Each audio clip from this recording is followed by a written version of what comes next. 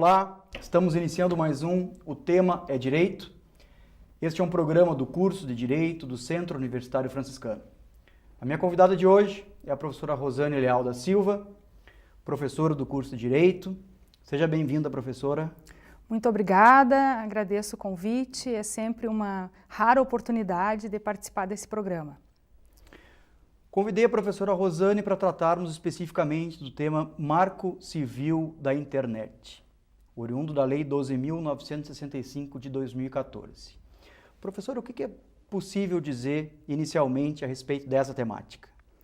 Bom, o Marco Civil da Internet, como foi referido, se trata de uma lei recente, de 2014, e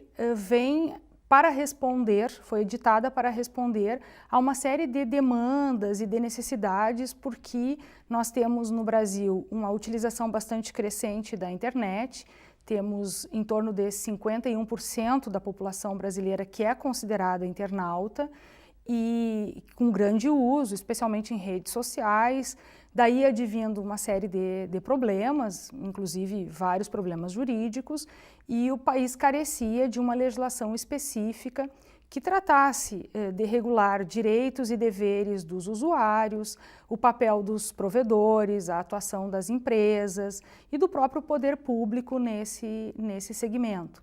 Então, vem para atender essa demanda, essa necessidade. Nós partimos do pressuposto de que há um número excessivo de internautas brasileiros, correto, professora? Eu não diria excessivo, acredito que um número bastante significativo, isso sim, e com muita atuação. O Brasil é considerado um dos países em que os internautas mais atuam, especialmente em redes sociais. Ele se destaca, nós temos em torno de 70% daqueles que se dizem internautas fazem atuação crescente e intensa em redes sociais, que usualmente é onde acontecem os maiores problemas, inclusive problemas jurídicos. Então, é bastante interessante essa legislação no sentido de trazer alguma perspectiva de proteção para os internautas e também para regular com maior clareza a atuação das empresas nesse segmento que movimenta um mercado bastante significativo também, né? Então, essa legislação ela acabou por se concentrar num sistema específico, né? E esse sistema é orientado por alguns princípios, correto?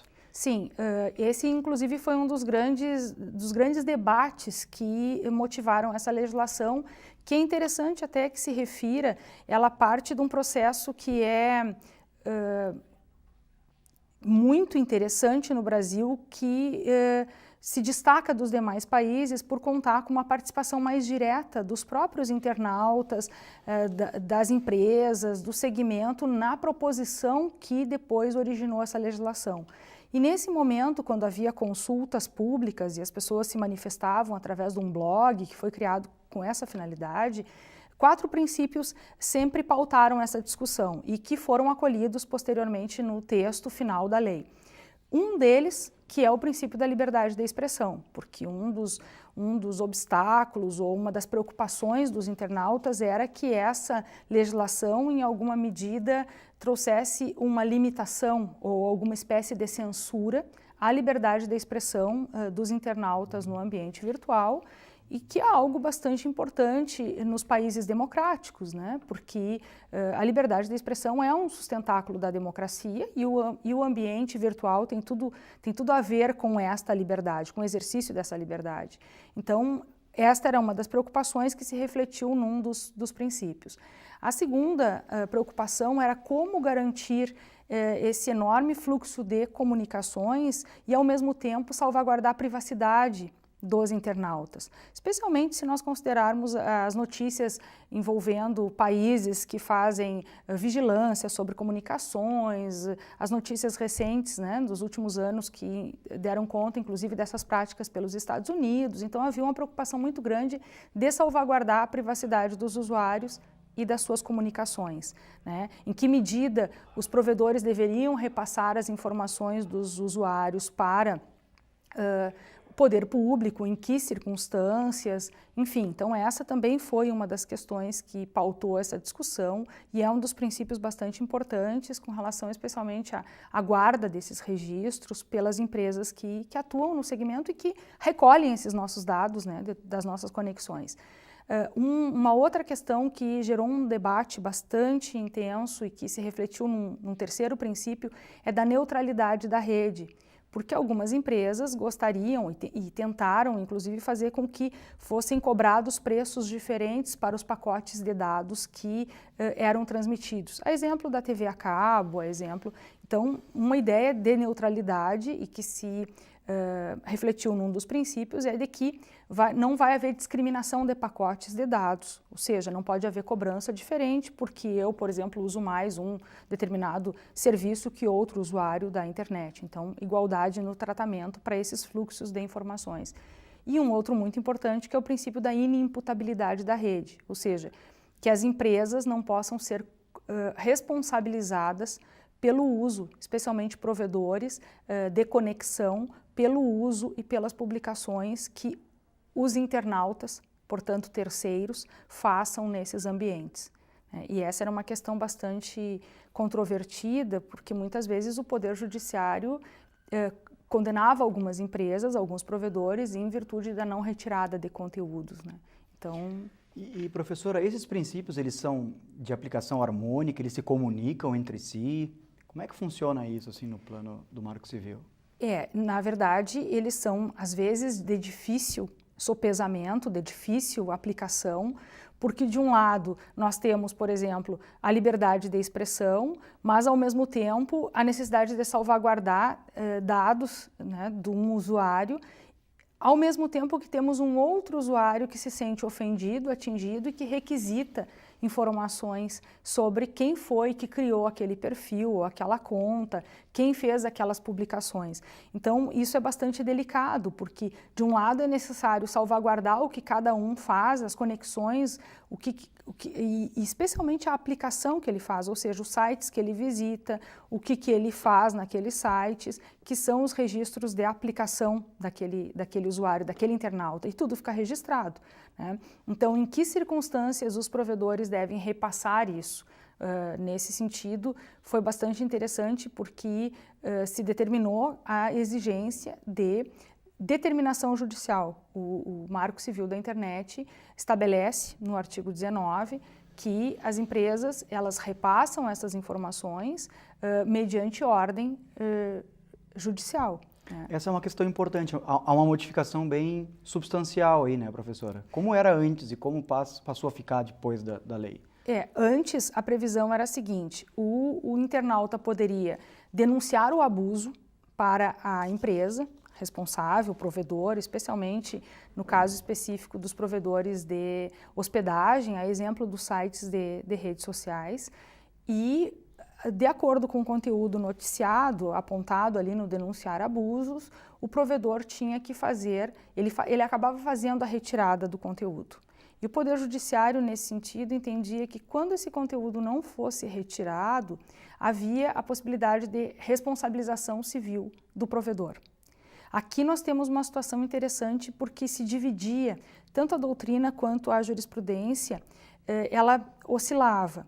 A doutrina, por vezes, sustentava, vários doutrinadores, que como se trata de uma relação de consumo entre o provedor e o usuário que denunciava o abuso, esse provedor deveria responder de maneira mais célere, tendo uma responsabilidade, alguns sustentavam inclusive objetiva, ou seja, não precisaria para depois buscar uma indenização contra o provedor que este tivesse agido com omissão ou coisa parecida, não precisaria comprovar isso, né?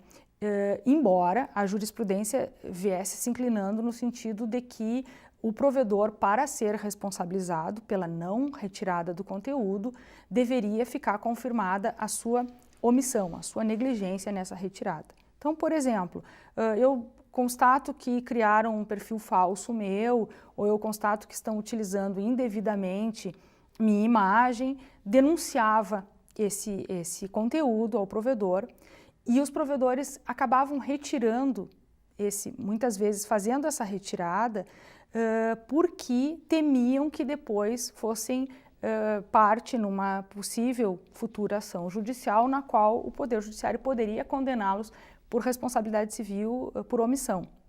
Então acabavam retirando. Isso gerava um problema, porque nós passávamos para o provedor, em certa medida, o papel de fazer essa filtragem do conteúdo, porque afinal aquele que publicou, por vezes alegava que ele tinha uma liberdade de expressão, né, que era cerceada, e o provedor acabava fazendo esse controle da publicação. E pelo entendimento que se tem hoje, nesses casos depende, a partir do Marco Civil da Internet, de determinação judicial para retirada do conteúdo, ou seja, para indisponibilizar o conteúdo, o provedor não estará mais obrigado, especialmente o provedor de aplicação, que é aquele dos sites de rede social, do provedor de hospedagem, ele não está mais obrigado a retirar sob pena de responder. Se ele quiser fazer a retirada, por exemplo, se um de nós faz a denúncia do abuso e o provedor tiver condições e quiser retirar esse conteúdo, ele poderá fazê-lo, ele não está impedido. Inclusive, muitos deles, na sua política de privacidade, na sua política de uso dos dados do internauta, quando se abre a conta, né, muitos desses provedores dizem que têm condições disso pelos dados que têm dos internautas, dos usuários dos seus serviços. Então, se ele quiser fazê-lo, poderá fazê-lo.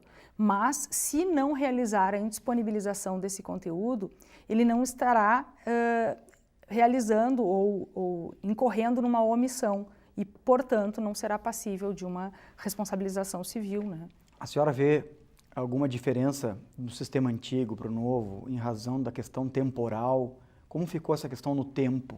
Hoje pode-se dizer que o internauta tem que suportar um tempo maior para, por exemplo, ser retirada alguma publicação ofensiva a ele?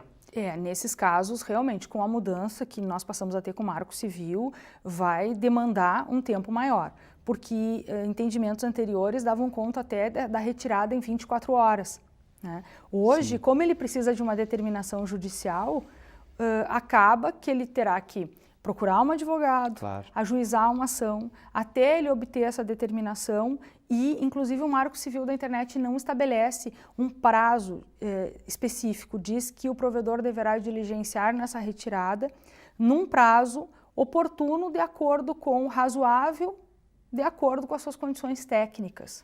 Professor, me parece que essa é uma questão bem central, né, da discussão. E eu proponho que a gente faça um breve intervalo. Sim. E retornemos depois para discutir exatamente essa questão da relação do tempo e envolvendo processos, etc. Pode ser? Claro, sim. Fique conosco.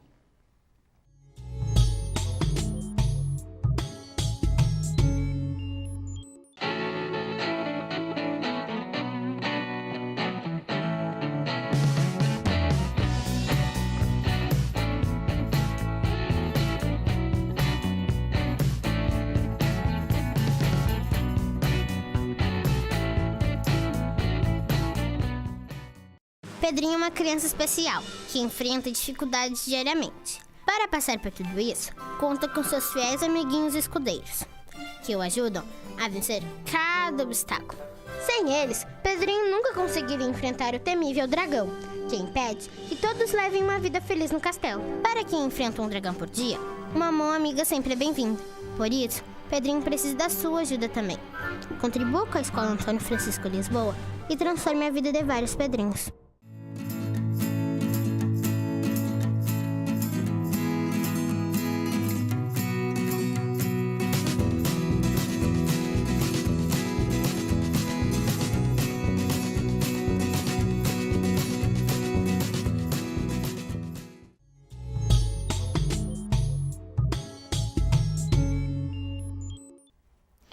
Retornamos com o tema Direito.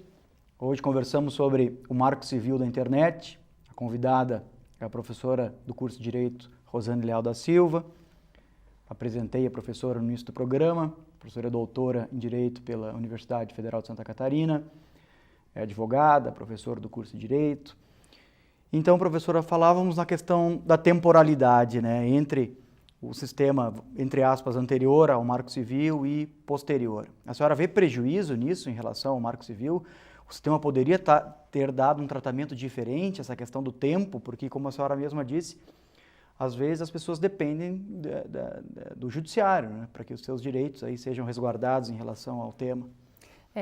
Nesse caso, o tempo, em se tratando da internet, o tempo é um fator muito importante. Claro. Porque há uma rápida difusão dos conteúdos, né? Não se sabe quem, é mais difícil de prever quem curtiu, compartilhou e tudo mais, então se espalha muito rapidamente.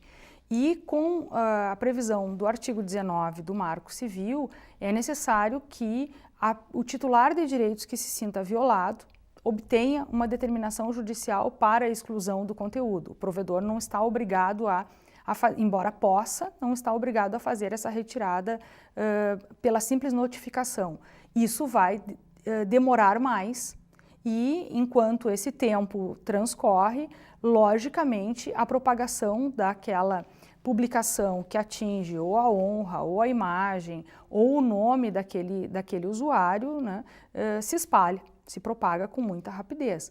Então, nesse sentido, o sistema anterior era, antes da lei, as práticas que nós tínhamos e as decisões judiciais eram um pouco mais céleres, ou melhor dizendo, como não se exigia uma determinação, pelo que se via era um pouco mais célere. Só que também nós temos que considerar o fato de que temos um fator tempo de um lado, temos a questão de uma possível censura pelo mercado de outro, né? Então temos que ver o que realmente é mais adequado, o tratamento mais adequado em cada caso. Nem sempre isso é muito fácil, né? Agora, realmente tem inúmeros complicadores em relação, por exemplo, né, ao ingresso dessa questão no ambiente processual. Até porque ali nós vamos trabalhar com a questão das tutelas de urgência. Sim. E nós sabemos, né, que existe toda uma dificuldade sistêmica de se tutelar questões de urgência no ambiente processual. A senhora vê isso como um possível obstáculo à efetivação desses direitos? Talvez, eu acredito que ainda está assim um pouco cedo para a gente fazer uma avaliação dessa questão, até porque não tem muitos recursos. O que a gente consegue verificar com mais precisão é quando há recursos, que daí consegue verificar o que foi concedido, né, em primeira instância, claro, e que tipo de resposta houve.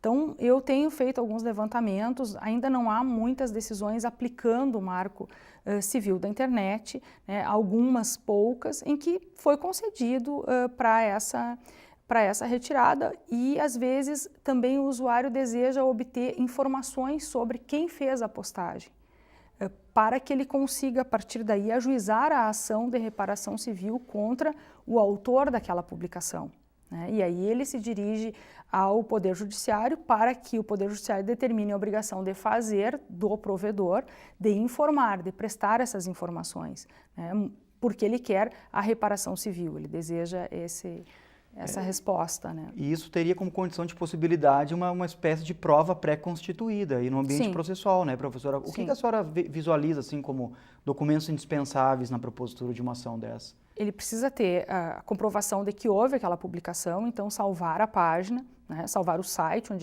e ter um endereço específico de onde foi publicado aquele conteúdo. Claro que a gente sabe que isso migra muito rapidamente, por mais que depois ele obtenha uma determinação de retirada daquele conteúdo, isso não vai lhe garantir que efetivamente seja retirado, porque por vezes é hospedado em outro site, mas ele deve salvar a página, ele deve ter um endereço, né? Se for conveniente a ele, e acredito que seja mais seguro, fazer uma ata notarial, né, que se constate que realmente tem a fé pública do notário de que há aquele conteúdo efetivamente ali e solicitar então judicialmente que o Poder Judiciário determine ao provedor, especialmente se ele deseja identificar de onde partiu os dados, né, de quem foi o autor daquela publicação, para que ele possa ajuizar a ação.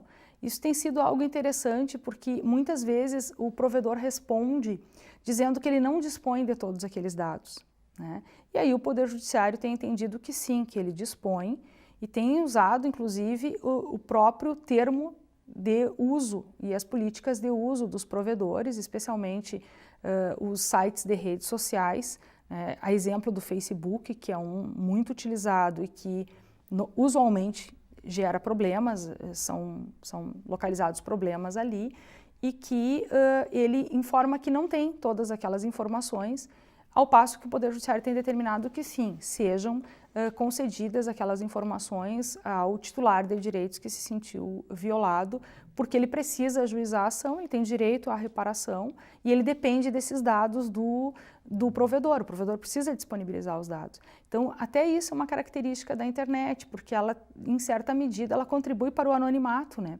Então, o usuário pode criar uma conta que não é verdadeira, fazer a publicação e a vítima, né, vai ter dificuldades, inclusive, de identificar, precisa da colaboração do provedor para que ela possa demandar o autor da publicação. Então, o provedor precisa dar essa informação. Professora, quais são os principais casos de ocorrência, né, de proteção a esses direitos? O que a senhora tem visto assim, que aparece mais?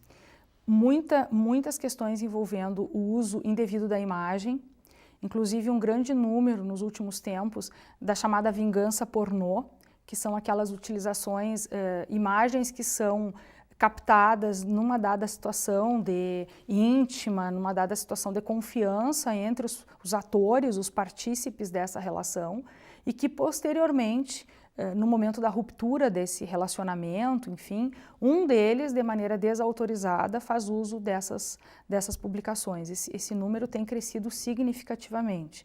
E também situações envolvendo divulgação não só de vídeos, mas fotos íntimas, nesse sentido, com muitas circunstâncias em que a mulher ainda é a principal vítima, né? Aquela que tem a sua imagem utilizada indevidamente. Isso é até interessante nós destacarmos aqui que para essas publicações, o provedor ele tem o dever de retirar o conteúdo independente de determinação judicial. As publicações de conteúdo que violam a intimidade das pessoas, exatamente, especificamente. Cenas de nudez e cenas íntimas, cenas de atos sexuais de caráter privado, enfim, há uma previsão específica com relação a isso. Então, nesses casos, o provedor, basta a comunicação do titular de direitos, né, que o provedor ele deve fazer a retirada. Se ele não fizer a retirada, ele responde subsidiariamente, indenizando a vítima.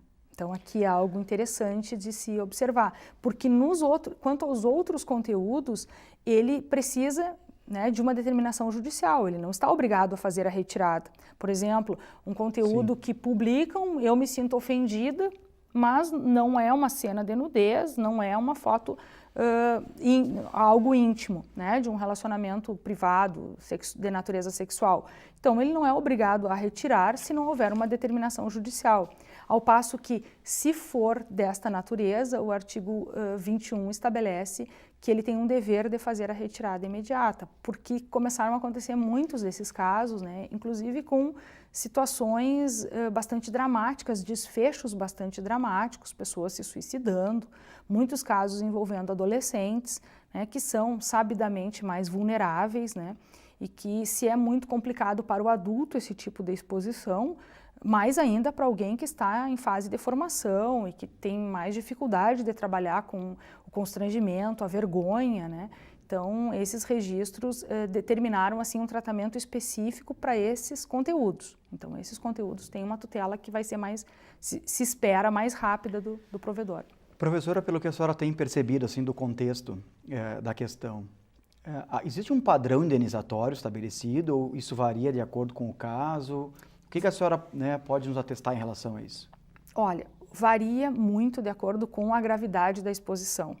E muitas vezes assim com os reflexos que essa exposição, que esse dano trouxe para o próprio titular de direitos que foi vitimado.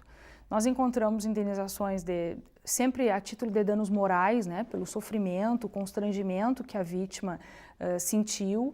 Se o Poder Judiciário entende que é presumido esse dano, significa dizer que ele não precisaria comprovar que sentiu dor, vergonha, constrangimento, porque está íncito na publicação que geraria aquele tipo de sentimento na vítima e que se encontram desde condenações de 5.000, 10.000 reais, até valores bem mais elevados devido e considerando a gravidade, né? E também o tipo de exposição, que reflexos isso trouxe, porque às vezes a pessoa perde emprego, a pessoa precisa mudar de cidade, né? Então não é só aquela situação de vergonha dela, mas reflexos em toda a família, na sua condição profissional, e aí merece uma resposta do Poder Judiciário, que é uma resposta mais forte, no sentido até de uma condenação a valores um pouco mais elevados, né, dado ao transtorno e sofrimento que causou a vítima.